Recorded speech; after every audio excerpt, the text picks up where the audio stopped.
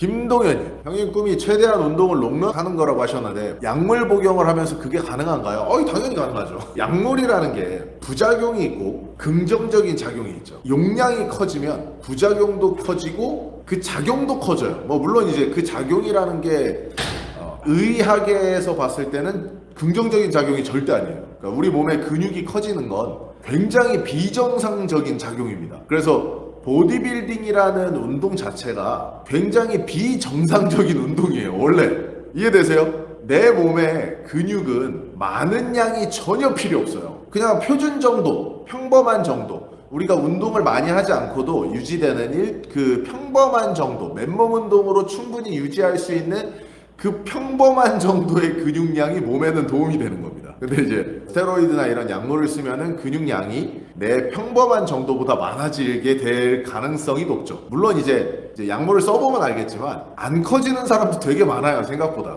이게 이제 유전적인 영향인 건데, 약물이라는 걸 쓰면서 병원에서 검사를 받다 보면 되게 희한한 걸 볼 수 있어요. 그러니까 이거는 약물을 쓰면서 병원에서 검사를 주기적으로 받아보시는 분들은 알 거예요. 예를 들어서 저 같은 경우에는 운동을 하기 전에, 이렇게 보디빌딩을 하기 전에는 술도 마시고 담배도 피고 수면 시간도 되게 적고 게임 많이 하고 이랬거든요. 그 패턴이 운동을 하면서 변화가 됐죠. 그러니까 운동을 하면서 그 생활 패턴이 개선됨으로써 건강해지는 것도 굉장히 큰데, 이게 이제 어떻게 보면은 제가 1년에 한 번씩 시합을 나가면서 그 시합을 위해서 약물을 사용을 했던 거거든요. 근데 그렇게 함으로써 얻어지는 건강적 이점도 굉장히 크다는 거예요. 검사를 해보면 부작용만을 생각하면은 아무것도 못해요. 김동현님, 이런 제가 이제 약물에 대해서 반감을 가지고 있는 분들, 그런 분들한테 꼭 드리는 말씀이 이거예요. 그러니까 비유라고 하면은 하나의 비유가 될 수 있는데, 우리가 모든 사람의 생활에서 부작용이라는 부분을 생각을 하면은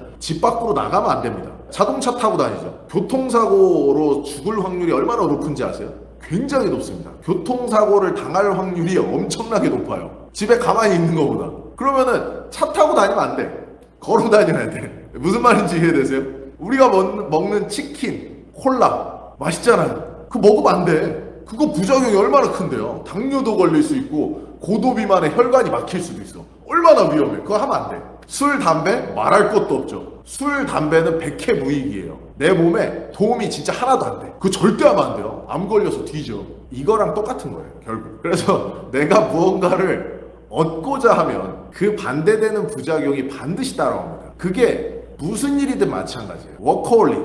예를 들어서 그런 부자가 된 사람들, 세계적인 부자가 된 사람들, 가정을 보면은 가정사가 그다지 좋지 못해요. 왜냐하면 일에 미쳐있기 때문에 가정을 돌보지 못하거든요. 근데 그런 경우가 너무나 많다는 거죠. 그래서 내가 무언가를 얻고자 하면 반드시 그것에 대한 부작용은 어떤 일이든 저는 존재한다고 봐요. 그래서 이제 보디빌딩이라는 것도 제가 이제 프로 선수를 꿈꾸는 건 아니지만, 그러니까 나의 만족감이죠. 나의 만족감을 위해서 약물을 사용하고 그거에 대한 부작용은 내가 감내할 정도의 부작용이다. 그러면은 저는 한다는 거예요. 왜냐하면은 내 책임에 따른 결과가 내가 지는 거니까. 근데 이제 프로 보디빌더들은 얘기가 좀 달라지죠. 진짜 목숨을 걸고 가는 거잖아요. 그분들은 진짜 한계치까지 목숨을 걸고 가는 것이기 때문에, 저는 한편으로는 그 익스트림이라는 극한으로 다다르고자 하는 그 사람의 그 욕망과 용기, 이런 거에 저는 찬사를 보내는 거죠. 저는 보디빌딩 팬이니까. 근데 이제 세상 모든 일이 내가 생각했을 때 가치 없는 일이면은 저 병신 왜 저런 짓거리를 해? 이렇게 생각을 한단 말이에요. 보디빌더를 보고 어떤 사람, 그러니까 저처럼 보디빌딩 팬은 와 대단하다 라고 생각을 하는데, 이 몸 만드는 거에 관심 없는 사람들이 봤을 때는 저 병신들 저거 뭔 짓거리 하는 거야? 이렇게 생각해요. 자동차 레이싱 경기를 해요. 자동차 레이싱에서도 사망률이 되게 높거든요. 그 레이싱 경주를 어떤 사람은 즐겁게 보지만 어떤 사람은 저 위험하게 왜 과속을 하고 저래? 이렇게도 생각할 수 있다는 거죠. 그렇기 때문에 이거는 저는 생각의 차이라고 봐요. 그래서 건강하게 관리하면서 충분히 쓸 수 있어요. 술, 담배 하면서 100살, 110살 살 수 있어.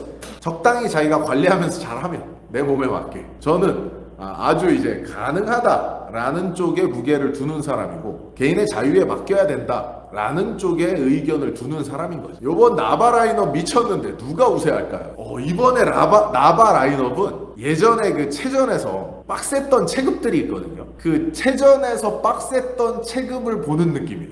진짜 오랜만에 재밌는 국내 시합이 될 것 같아요. 같아요. 지금 라인업에서 봤을 때는 밸런스적인 측면에서는 김강민 선수가 너무 우세하죠. 그러니까 밸런스가 너무 좋아. 하체가 언밸런스 할 정도로 크기는 하지만 상체의 그 비율도 너무 좋기 때문에 하체가 약간 큰 듯한 느낌이 있는데도 불구하고 밸런스가 좋아요. 그래서 뭐 저는 밸런스적인 측면에서는 김강민 선수가 매우 우세하다라고 보고, 그냥 이제 제가 좋아하는 취향은 그 김건우 선수. 조금 약간 비정상적인데 이런 느낌을 갖고 있는 거 이제 김건우 선수이기 때문에 제가 이제 좋아하는 타입은 김건우 선수 봅니다. 아리님, 어떤 선수분이 가슴 안쪽 운동이라고 유튜브 올렸길래 의문 제기했다가 오지게 까였어요. 어지러지합니다. 제가 가슴 안쪽 운동, 가슴 바깥쪽 운동 이런 거 유튜브에 많이 있잖아요. 이거를 되게 쉽게 이해할 수 있는 게 한 가지가 있어요. 보세요.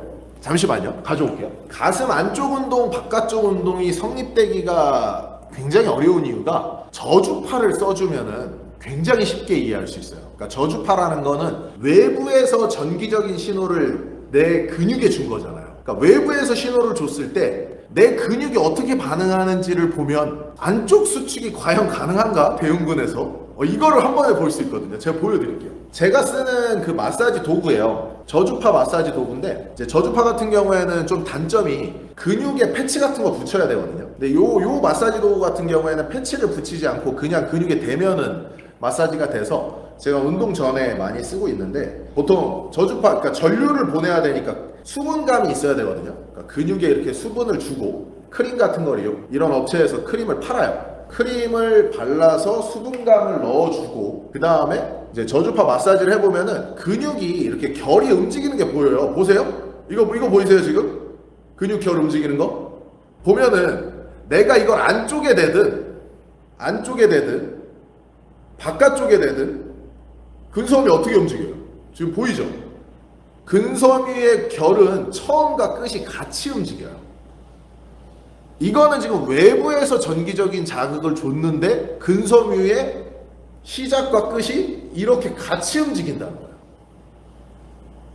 보이죠? 이걸 과연 내가 안쪽과 바깥을 따로 컨트롤할 수 있을까요? 외부에서 전기 자극이 이렇게 저주파로 왔을 때도 근육의 결은 이렇게 통으로 움직이는데, 내가 이 통으로 움직이는 근육의 근섬유를 과연 안쪽만 따로 독단적으로 움직일 수가 있겠냐 이거예요. 그딴 건 없다. 제가 항상 말씀드리죠. 그딴 건 없습니다.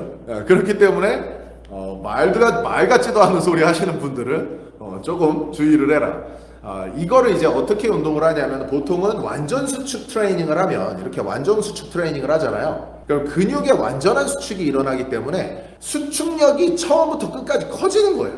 그래서 안쪽이 수축되는 느낌이 크게 와요. 그러니까 그래서 나는 이거를 안쪽 수축 느낌이 많이 오는데 이거 안쪽을 키울 수 있는 운동이야 이렇게 얘기를 하는 거고, 이렇게 멀리서 했더니 네거티브에 신경을 좀 더 했더니 바깥쪽의 느낌이 조금 더 오는 것 같아. 그래, 이거는 바깥 수축 운동이야 이렇게 이제 생각은 할 수 있다. 그리고 그거를 진짜 내가 뇌의 컨트롤이 정말 초섬세하면은 이게 안쪽과 바깥쪽을 나눌 수 있는 사람이 존재할 수도 있지 않을까 라는 거는 이제 가능성은 있을 수 있다 이렇게 보는 거예요. 그리고 이제 이런 이제 저주파 마사지의 굉장히 좋은 점은, 제가 항상 마인드 머슬 커넥션 얘기하죠. 그러니까 마인드 머슬 커넥션이라는 거는 근섬유의 시작과 끝을 정확히 컨트롤을 하는 거예요. 대부분의 사람들이 운동을 하면 이 마인드 머슬 커넥션을 잘 못해요. 근데 지금 제가 이렇게 보여드린 것처럼 외부의 자극이 내 근섬유에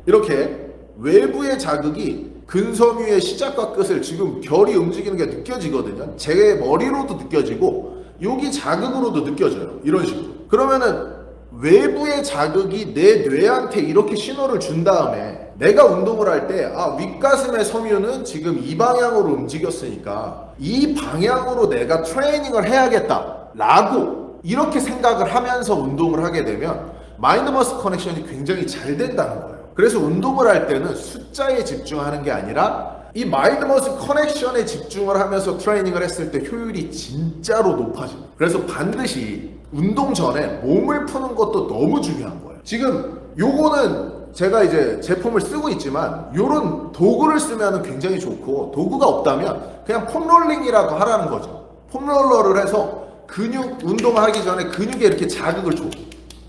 그 다음에 운동을 하는 거예요. 이게 필수입니다. 그리고 안쪽과 바깥쪽은 나눌 수 없다. 확실히 기억하셔야 돼요. 제품 같은 경우에는 지금 뭐 말이 나왔으니까 하는 건데 링크 고정으로 달아드릴 거예요. 필요하신 분들은 한번 구매해서 써보세요. 실제로 운동하기 전에 이렇게 근육을 풀고 운동을 하면 진짜 운동 잘 됩니다.